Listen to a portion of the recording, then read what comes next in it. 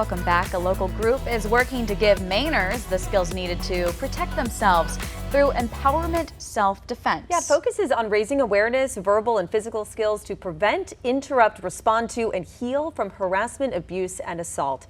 Here to tell us more about all of this is Clara Porter, the Director of Prevention Action Change. Good morning. Thank you so much for being here. Thank you for having me. So could you start by talking a bit more about this training, what it is exactly, and who might benefit from this? Yeah, so empowerment self-defense really does cover all of those bases, both building awareness and those verbal and physical skills that we need every day. So for setting boundaries in your daily life, whether that's with family or friends or at the workplace or in public situations, all the way up to and through and including physical assault. So I'm wondering, what's the difference here between empowerment self-defense and other self-defense classes? Yeah, so a lot of self-defense is primarily physical. Okay. And it really talks a lot more about what you should do in a situation, or tips and strategies and that kind of thing. Whereas we're really giving people a range of tools that they then choose to use when they see fit in the way that they see fit. So a lot more choice.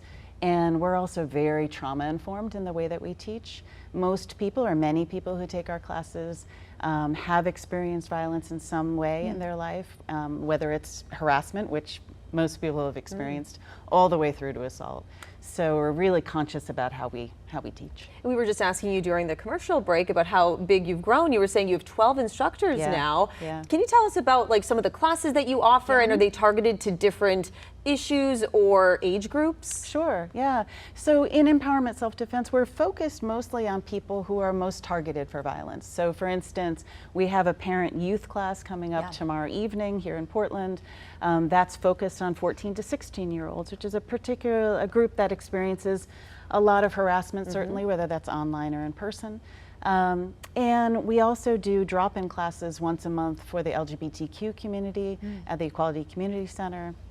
We really work with folks who are communities or individuals who are focused on or who are targeted by violence. I'm curious, you said you have a pretty big group of instructors, right? At like 12?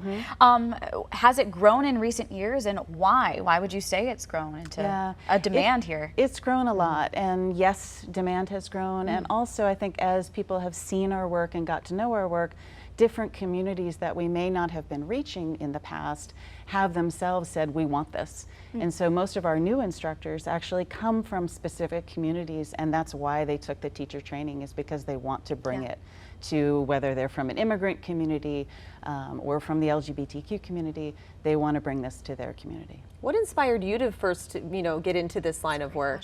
Yeah, I was working as a social worker actually, and really loved how equal this is, how much everyone is bringing the experience of their own lives and can teach one another. And so I loved that collaborative aspect. Well, coming up, we are going to learn some basic moves and warning signs. But I'm curious, Clara, so there's the physical aspect, right? But someone like us in just regular clothes walking down the street, what are some of those skills that you really teach people in these classes? Yeah, so we do a lot of boundary setting. So listening to yourself, listening to your response to someone or something that's happening, and learning ways to set a boundary, to say, I'm not comfortable with that, or I'm not ready to give you an answer. And it doesn't have to be dramatic, but it can make a huge difference in your day-to-day life. So awareness, sensing what's going on around Certainly you? Awareness, and that internal awareness of my own responses to things. And it's not just how I set a boundary for myself, but it's also being an active bystander, learning how to de-escalate situations, learning how to step in for someone else as well. What are some of the biggest questions that you get from people who are joining these classes? Yeah. A lot of times people feel like it won't be accessible to them. So can I do it physically? And everything that we teach in accessible ways. And so there's lots of choice, and we really focus on what's hard and sharp on my body, what's soft and vulnerable on the body of someone who's trying to do me harm, and then add power. And we can do it seated, we can do it standing. It's very accessible work. Well, Wonderful. yeah, I'm excited to learn some of these I am too. skills. How many people do you have right now, Clara, like taking classes? Is it a lot? Or? Yeah, we do public classes, and so those are open to Okay. anyone. And then we work a lot with businesses and organizations for safety for employees. Well, we're going to have 2 more here right after Yes, the break. exactly. Super. All right, make sure and stay tuned because we're going to learn and you're going to learn along with us with Clara here. So we'll be right back. Welcome back. We are learning self-defense techniques from the group Prevention, Action, Change. Clara is here with us. I'm very excited for this. Clara, are we dressed for this part? We are always dressed to take care of Okay, ourselves. I love that. So, absolutely. So what? Yeah, What's go the first ahead. thing? I know. I guess. Really, the first thing is how we talked about how we set boundaries in our lives. Okay. So let's try on some ways of using our bodies and our voices to do that. Yep. Okay. When we're giving someone a message to set a boundary, we want to have the same message coming from our facial expression that's coming from our body, that's coming from our voice. So let's try a couple on. Sure. Maybe someone's in our personal space. So you're standing with your feet parallel. Let's just take one foot slightly back. So now you're a little more balanced. Yeah. Okay. And we'll put our hands up, sort of waist height, to set and maintain that boundary. So maybe somebody's in our personal space, and we'll start out low and just say, could you give me some more space? Let's do that together. Could you give me some more space? They don't move. So I need more space. I need more space. I need more space. I need more space. So a little more emphatic. A little more emphatic, Yeah. a little more intense. We're not trying to escalate, we're trying to intensify our message. Right. Okay. And third one could be back up. Back up. Back up. Right? So we call that the 3 levels of no. Yeah, right? okay. So you're really setting and then maintaining a boundary, because unfortunately often when we set a boundary, people push back.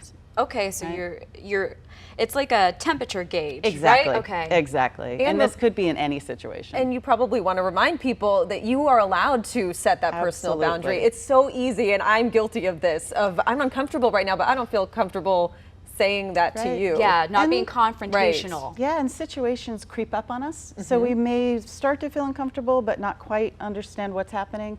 And then by the time it's already happening, we can say, well, it's too late. Yep. It's never too late Okay. to say, you know, whoa, I'm back up. This isn't okay Yeah. with me. Back Okay, up. I love that. Okay, Yeah. so back up. What if they're still not listening? Yeah, then I might take myself away. Yeah. You know, if I Remove need yourself. to like remove myself from the situation. And we're gauging the level of harm or threat that we feel, right? Right. So physical, we teach that in the ethic of least harm. So we're trying to do only what we need to do to get out of a situation and no more. If verbal does it, great. If for some reason somebody enters our personal space or is doing something that's threatening to our person, then we may need to employ some of our physical skills. And it's really interesting how every person is different. Some people don't care about personal space. Sure. Others are Sure. extremely sensitive to personal space. Sure. You know, there's a very broad spectrum. You know, Absolutely. and you just mentioned physical skills. I'm looking at my muscle right now. There's not a lot there, Clara. So what could I do in a situation that I feel super uncomfortable and I need to use my body to actually step in? Sure. Well, we really focus on our lower bodies as that's where your power is generated. So particularly for women, our upper bodies are not tend to be as strong, Yeah. but we don't need it because we have hips. Nice. So really that's where you generate all of your power. We focus on targets on a person who's intent on doing us harm that are soft and vulnerable, like the nose, the throat, the eyes, Sure. the groin. Those are vulnerable targets on any person regardless of their size. So those are the targets that we teach. And then we focus on the parts of our body that are hard and sharp. So our fingers, like this for Yep. eyes, would Oh, be yeah, a my bird's nails. beak. Beautiful nails, Absolutely, Katie. very. They'll do So if some you take damage. a bird's beak, you put your fingers Yep. against your thumb, into Oh, your yeah, own that hand. hurts. It hurts. This Yeah. to an eye, and if somebody Oh, had wow. their hand on you, This simple motion. Yeah. absolutely. If they had their hand on you and you did this to their eye, their hand is going to their eye. Right. That's Right. true. So and then you have that chance to get Okay. away. So these are very practical techniques. Definitely. All right, Yeah. so we learned this one. And I All see right. you We have, have a bag. What else do you think? What does the bag- So another one is using your palm heel. So this part of your palm is very, very hard. It's a bone. it like and that? this Am I to guessing the it? nose, Oh, wow, right? yeah. So you're still with one foot back. Okay. And just taking that palm heel, letting your hip drive your power into your palm heel. All right, so let's do one at a time. Both hands are up all the time to protect you. Okay. Yeah, and your target is the nose. Yeah. So very soft and vulnerable on any person. Definitely. Right? And so you're driving that power with your hip, and if you want, you can try it to a bag. I would love Wanna to. give that a try? Katie, you go first. So we want to use our voice with this so that we're generating more power and we're also getting people's attention for our own like safety. step back Sure. Or just no. no. Yeah. No. Okay. Yeah. Okay. Do you want to try it? Yes. So 1 foot back for your own balance. Both hands are up. Yep. And then just try it slowly at first, using your No. hip to drive. Yep. No. Great. No. And then bring some more power. No. No. Nice. No. There it is. No. No. I think the Wow. first time Katie, that was you can see good. the power button. Do you want to try it? Sure. All right. So Okay. 1 foot back. 1 and foot both back. hands are up. Hands nice and up. high to protect yourself. Okay, here we go. And Ready, slow. set? No. No. Nice. No. And No. even harder. No. There it is. No. Beautiful. You can That see. is invigorating, Yeah. actually. Yes, Yeah. it's, Oh my right, it's goodness. this bone right here. Yep. That's Yeah, it. it's Okay. very effective. It can also go to the throat. Very effective technique. I'm going to be honest, Clara, I have never practiced with any kind of training like this. No, me either. And that's a little sad because I feel like we should all have that. Absolutely. Have you heard from anyone who has taken a class and then told you that they did use those skills? Yeah. Wow. Yeah. Wow. Unfortunately, well, fortunately that they've Right, had them to true. use, but unfortunately that they had to. More that they were able to diffuse a situation verbally, Yeah. or able to set a boundary with someone who then did leave.